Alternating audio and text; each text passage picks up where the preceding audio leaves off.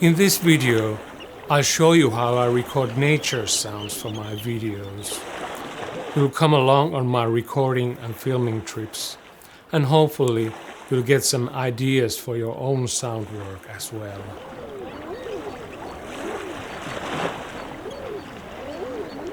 You may have already seen one of my nature films, and if not, feel free to check out a few of them after this video. Almost all nature sounds you hear in my videos are recorded by me. Usually, I record stereo soundscapes from specific habitats. I don't do ambisonic recordings, and I don't usually isolate individual birds with parabolic and shotgun mics. At least not yet. Maybe in the future though. It is typical for my videos that the sounds heard in them are never actually recorded solely with a camera's shotgun microphone. The final sound is usually a mix of multiple recordings layered together. In general, I have 5 ways of recording sound for my videos. I'll go through them one by one, show you the gear I use, and share some practical tips along the way. With these methods, you can already get far. Sometimes I go on trips where I focus mainly on recording sound. I do short recording trips all year round, and I save my best recordings to the cloud, organized by season, habitat, or theme. When I'm editing the video, I can then pick a suitable soundscape from my archive if I don't have a fresh recording from the location. Here in southern Finland, the best time for recording is early Sunday morning. I usually travel only 10 or 20 kilometers from home. I can record maybe 2 hours at most before traffic and other noise start to creep in.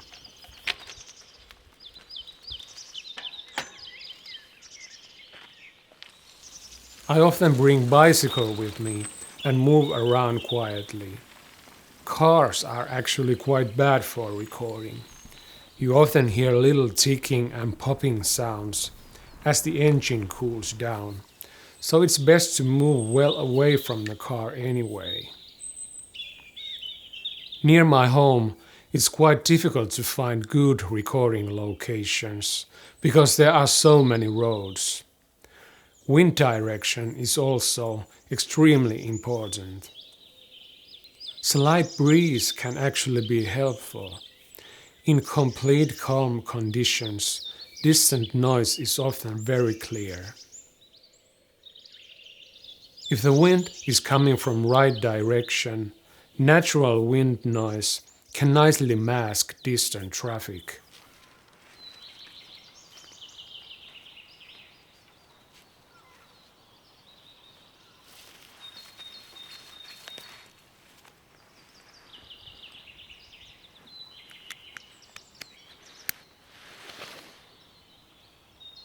High places are not usually ideal unless you want to record migrating birds. Valleys and lower areas tend to have less noise pollution.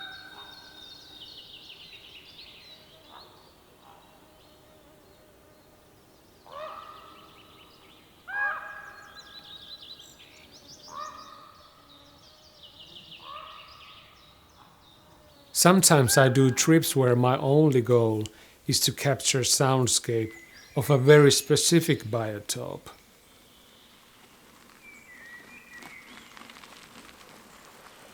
In remote areas, especially in eastern Finland, completely calm weather can be perfect. The natural reverb can be absolutely beautiful.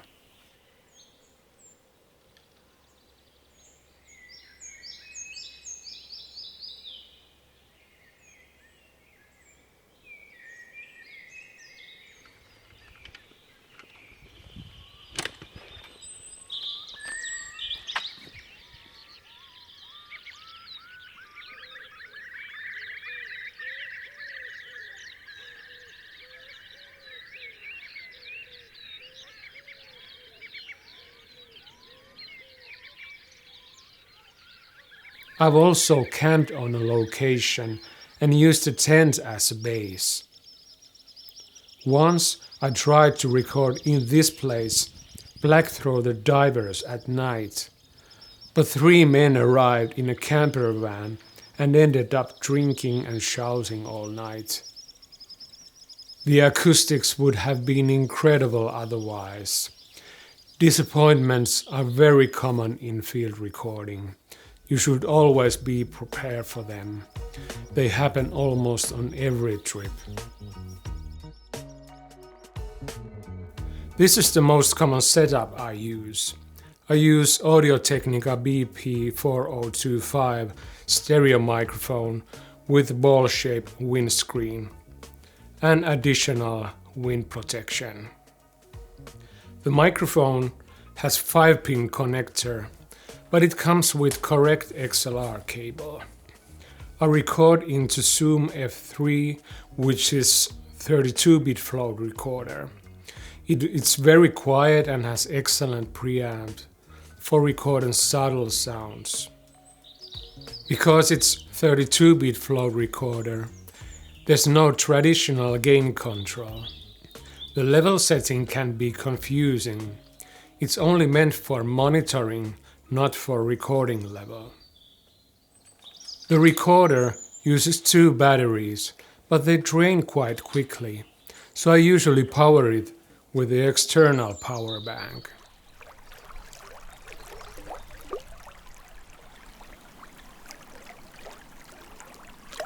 I often aim the microphone slightly away from the main sound source, for example from a stream or waves, to create more depth in the soundscape.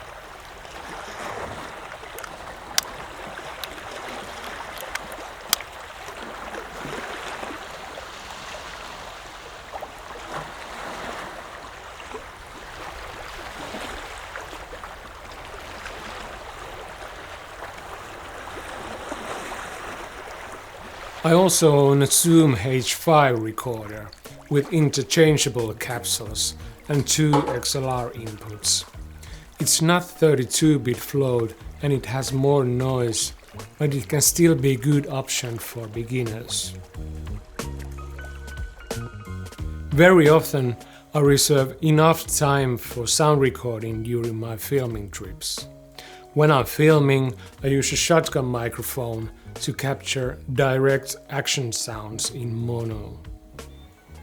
The final sound is usually a combination of stereo soundscape and these closer action sounds.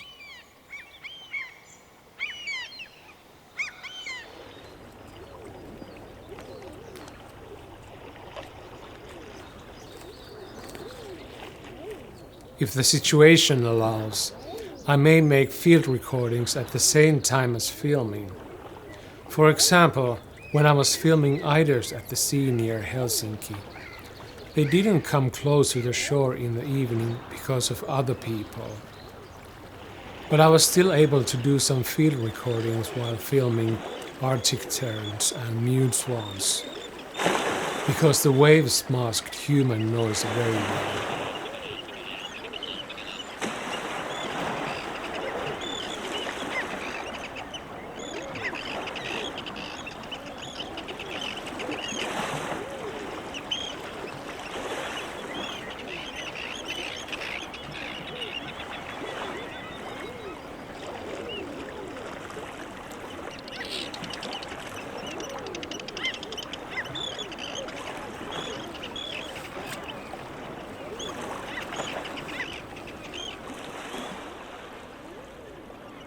Later in the evening, I focused more on sound recording.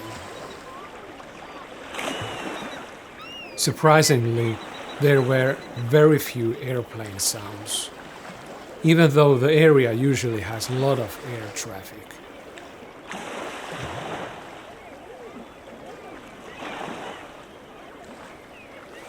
There were not many boats either. Sometimes you get nice surprises.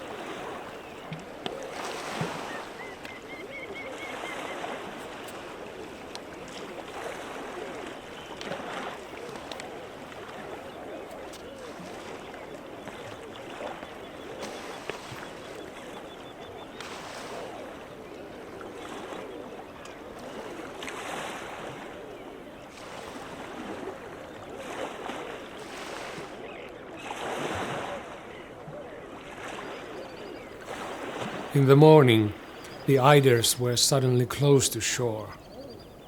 I could film them much closer and record sound at the same time.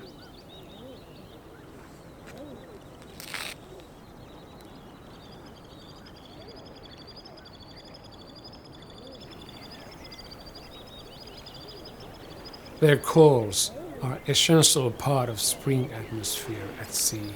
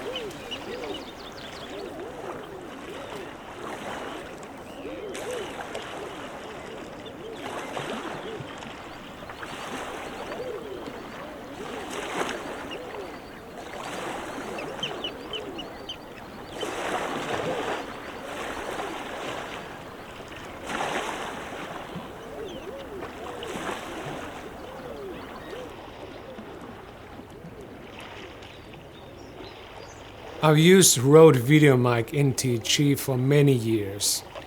The sound quality is good, but it has some downsides.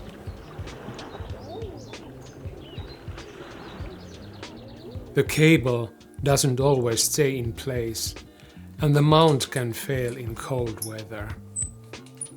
You also need to remember to charge it. I usually set the gain almost to maximum, around level 13, and keep the camera input very low, so peaks stay around minus 12 decibels. Nowadays I use Canon DME1D stereo microphone as a general purpose mic. It mounts directly into the hot shoe of newer Canon cameras like R6 Mark III or C50. The sound quality isn't amazing, but it's fast and simple and good enough for many situations. When I want better quality, I use Sennheiser MKE 600, which I can mount to the C50 handle. I also have a short XLR cable for my Audio-Technica stereo mic. This setup works well when filming long, static nature shots.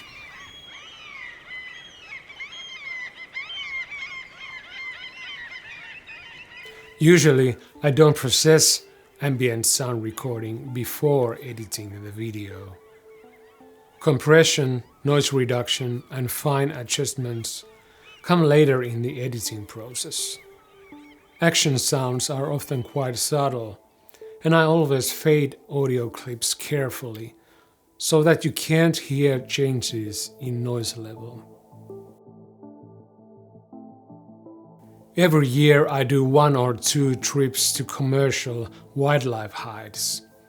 They're usually located in remote areas, which also makes them great places to record sound.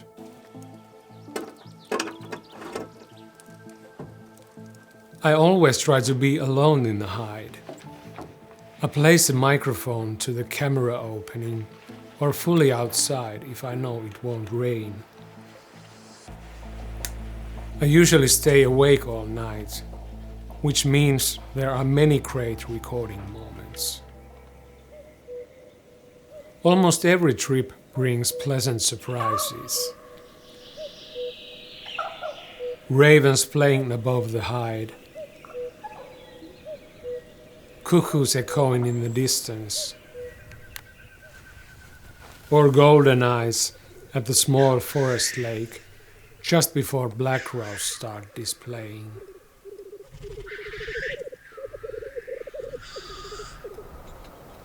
In winter, bird feeding sites are usually not ideal for sound recording. The microphone would need to be placed far away, otherwise wing beats, scratching and mechanical noises become too dominant.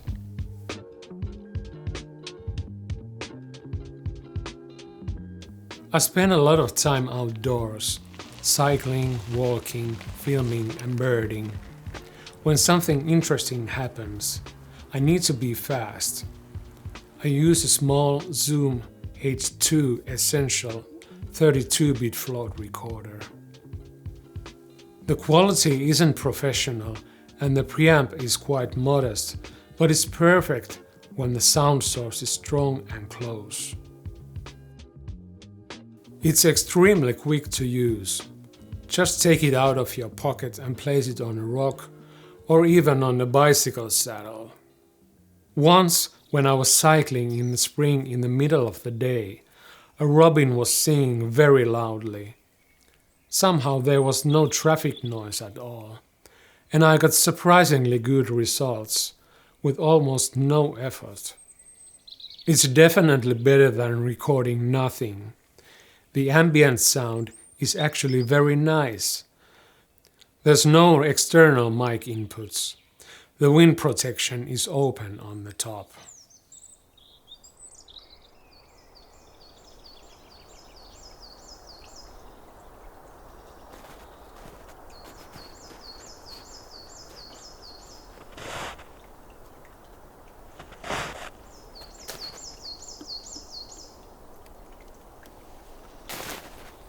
Sometimes I also record sound effects, just to experiment and see what interesting I can find.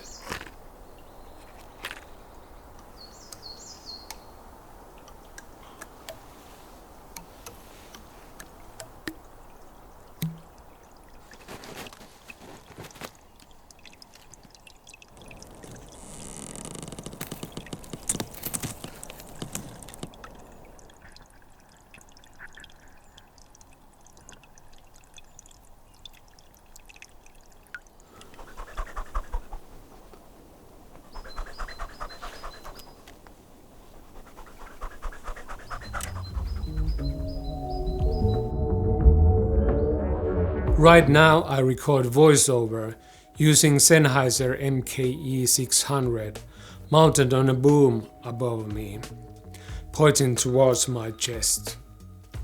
I often record speech with Zoom H5 and shotgun microphone. I place the mic very close and aim it slightly towards my chest to get more low frequencies. I also use lav mics for voice recording in the field. Headphones are always essential, even though I forget to use them when I'm in a hurry. Mobile phones often cause interference, and more than often I've accidentally plugged the cable poorly into a camera and recorded nothing at all. That's the mistake you only want to make once. To sum it up, recording nature sounds takes time, patience, and a bit of planning.